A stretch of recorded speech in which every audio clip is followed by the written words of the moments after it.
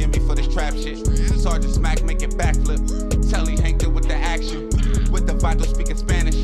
Frank Matthews, how I vanish. Poof. Came back like I'm King Tut. Gold BBS is on a beamer. When Fat Cat was 10 queens up. Ball off the profit, not the re-up. Fly like Puerto Rican Jesus. Uptown like I'm Baby May. Just caught a touchdown from the Bay.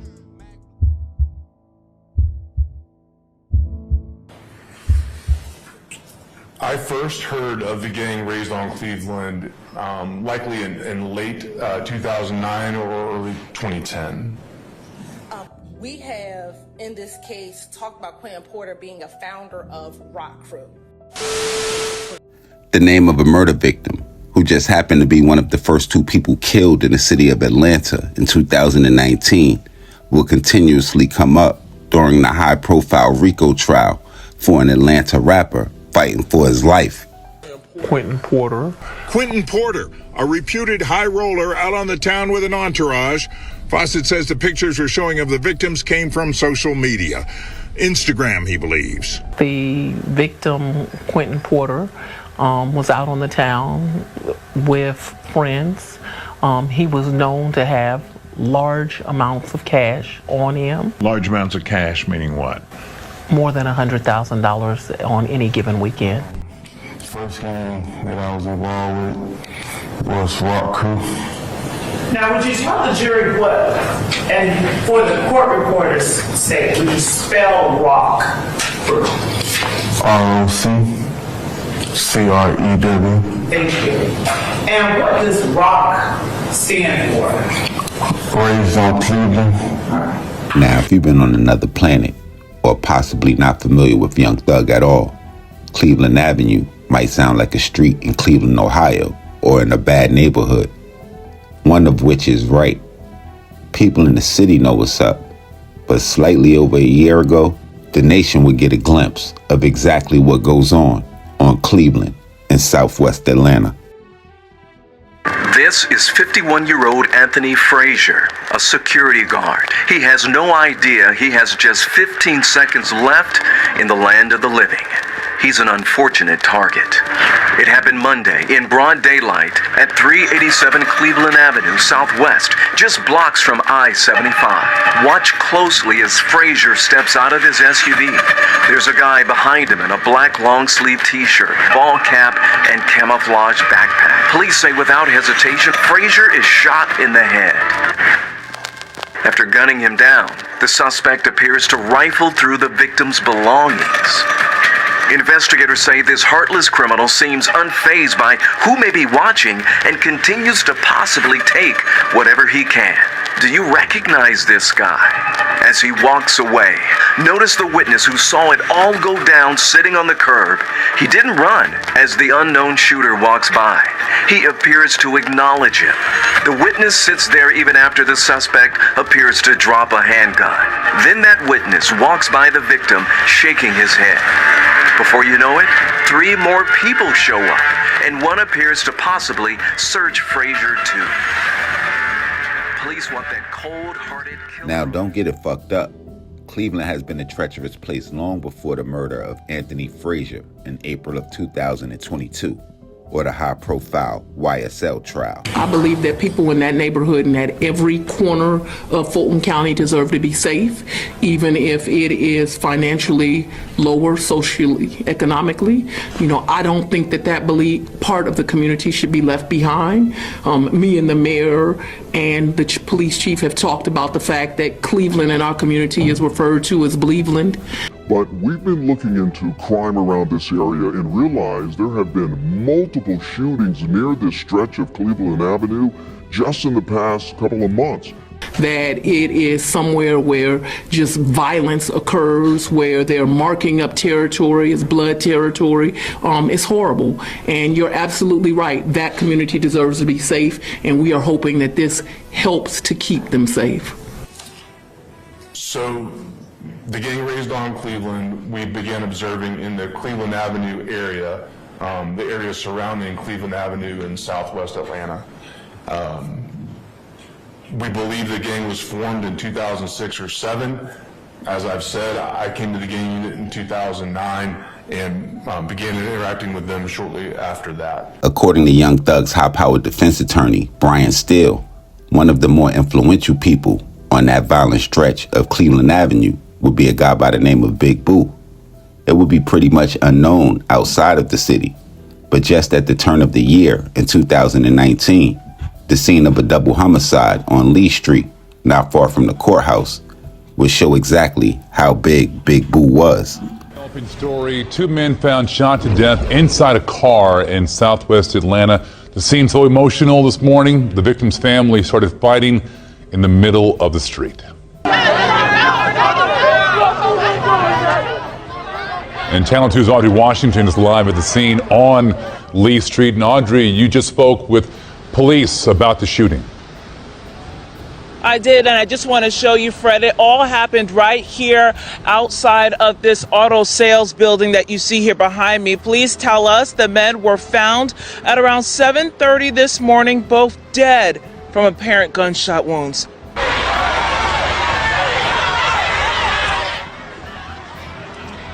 And that is another look at the video. Nearly 100 people showed up as police investigated the deadly double shooting here along Lee Street in southwest Atlanta.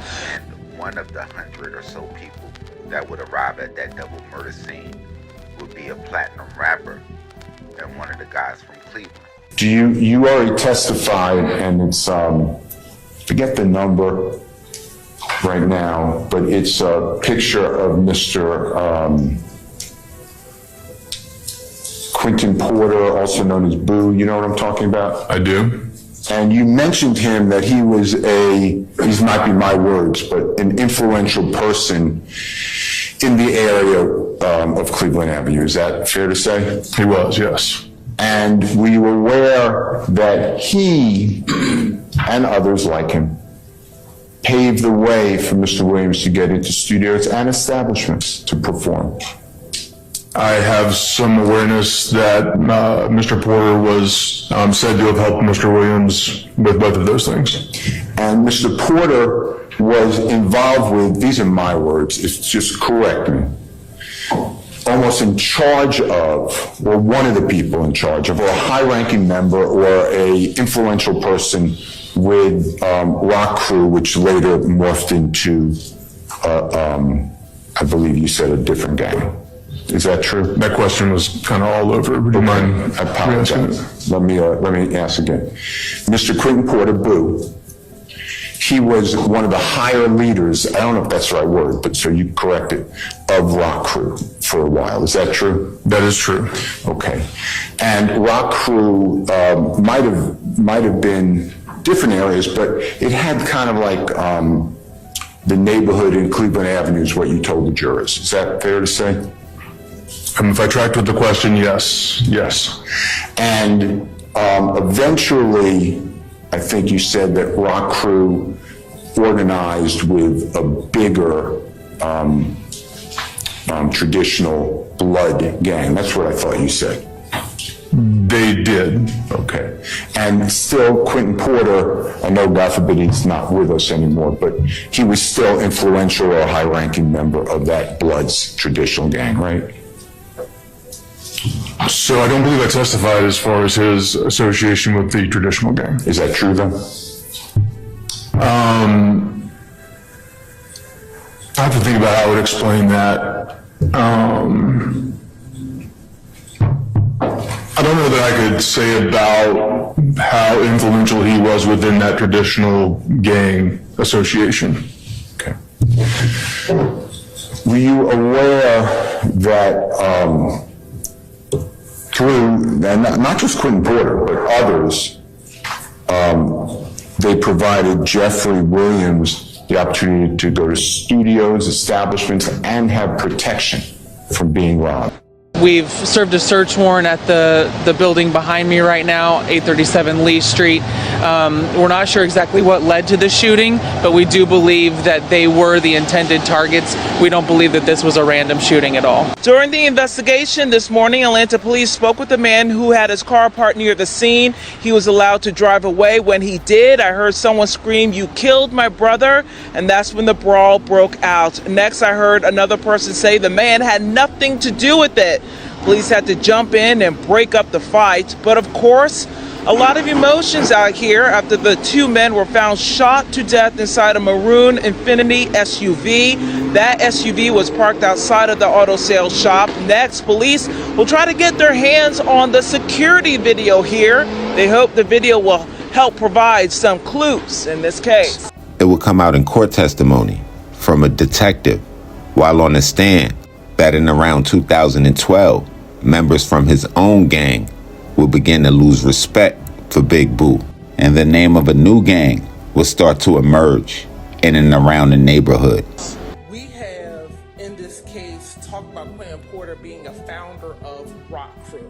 We believe that this picture is relevant because during the course of testimony for, I believe, Trontavia Stevens, when we asked if any of the individuals here were either associated with Rock Crew or knew about or hung out with them when they were part of Rock Crew, he said, I believe he said, they may come to the club with us, but that's about it.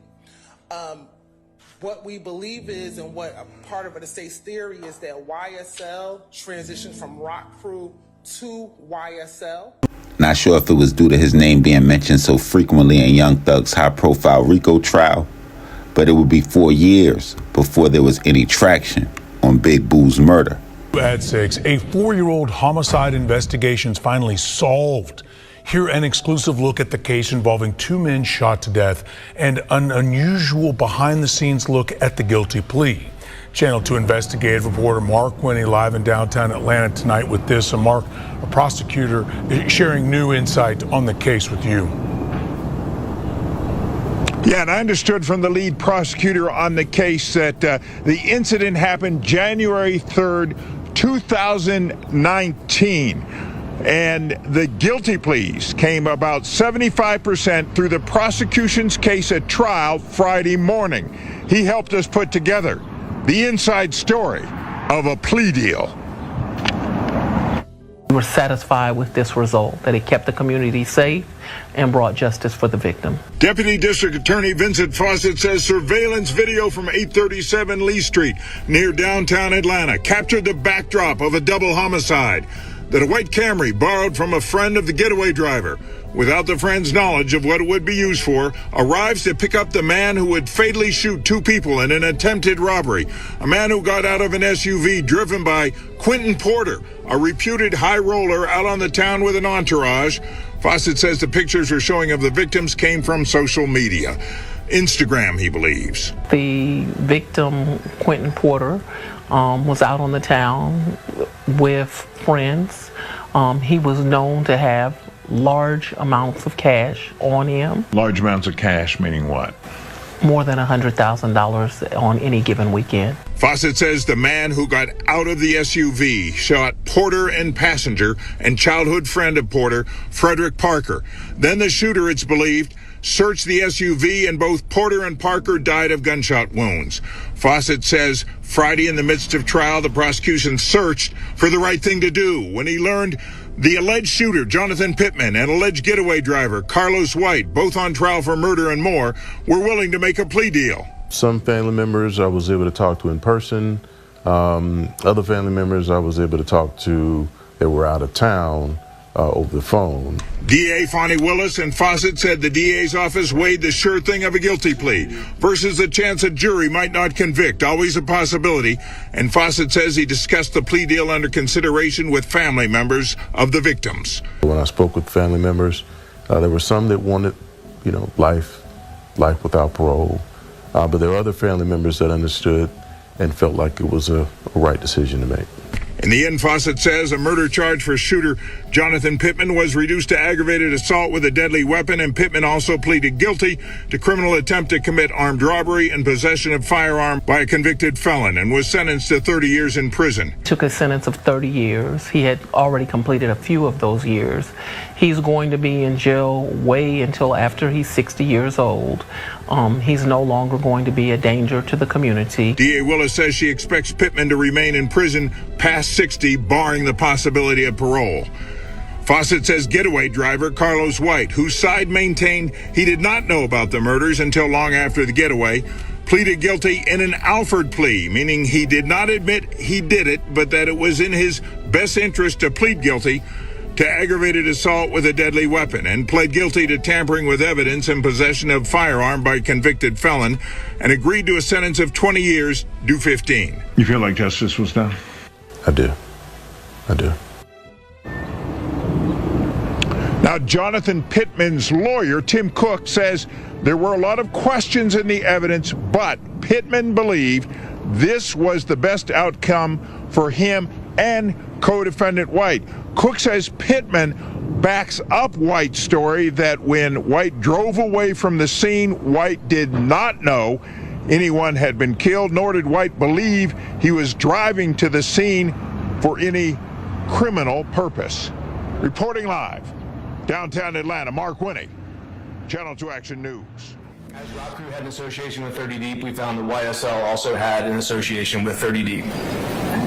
And were there any rival groups of YSL? Well, they were not initially rivals. During the course of our investigation, we discovered a rivalry between Young Slime Life and the Inglewood Family Gangster Bloods. There are three gangs in Atlanta that are associated with the Inglewood Family Gangster Bloods specifically. Those are ABG, which is Atlanta Blood Gang, or Anybody Get It, the Haiti Gang, and also Bird Gang.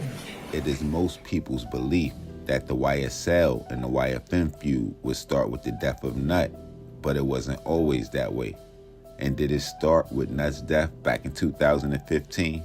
A few years before Donovan Nut Thomas's homicide, way back in August of 2013, there would be a robbery turned murder at a gambling spot on Lee Street, the same street where Big Boo would be murdered on, where the police would identify and convict an alleged ABG member by the name of Raphael Johnson.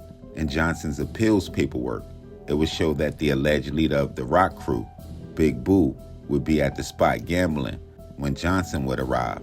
And after going out to speak with Johnson for a short conversation, in which it was said that Quinton Big Boo Porter would allegedly give the ABG member $20. According to police, surveillance footage would show Johnson shortly after entering the building in an attempted robbery that would escalate to the murder of a man by the name of Frederick Burks, who had been working at the illegal gambling spot. Now, I'm not sure if this is the police cooperation that detectives would testify in the Young Thug trial, but it being around 2012 or 13, and the same time that they alleged that the photo would circulate online of Big Boo cooperating. But with him being named so thoroughly in Raphael Johnson's appeal paperwork like that, I'm almost absolute that the police came to talk to him when they was investigating that homicide. He also would later appear on a wiretap that would start with a 30 Deep member, where he was heard discussing the robbery of a former NBA player by the name of Javaris Quinton by one of the admitted founders of YSL and former Raised on Cleveland member, Tick, with that robbery of allegedly over $50,000 in jewelry, eventually leading to the murder of an innocent bystander in an attempt on Tick's life. Now, y'all make sure y'all hit the red bell and subscribe button right under this video so y'all know when this real trill spill shit is dropping. Now, if we got anybody tuned in that spent time on Cleveland that know what was going on around there, y'all get in the comment box. Y'all fill in the blanks if I left any.